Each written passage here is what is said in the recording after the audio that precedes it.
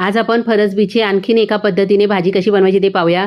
तेल गरम करून त्याच्यामध्ये मोहरी, जिरं, कढीपत्ता, हिंग, लसूण ठेचलेला टाकायचा आहे। एक कांदा बारीक कापलेला टाकायचा आहे। एक टोमॅटो बारीक कापलेला टाकायचा आहे। चवीनुसार मीठ टाकायचं आहे आणि कांदा टोमॅटो चांगला परतून घ्यायचा आहे। कांदा टोमॅटो परतून झाला की याच्यामध्ये मसाले टाकून घ्यायचे। हळद पावडर, धना पावडर, जिरा पावडर, मसाला टाकायचा आहे।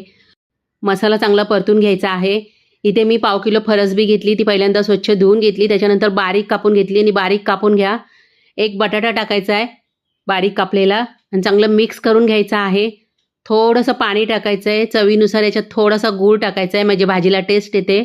आता झाकण ठेवायचं आहे आणि झाकणावर पाणी ठेवायचं आहे आणि 15 ते 20 मिनिटं आपल्याला ही भाजी वाफेवर शिजवून घ्यायची। मधून मधून चेक करायचे। आवडत असेल तर याच्यामध्ये थोडासा शेंगदाण्याचा कूट टाका 2 चमचे, कोथिंबीर टाकायची आणि मस्त आपली भाजी तयार।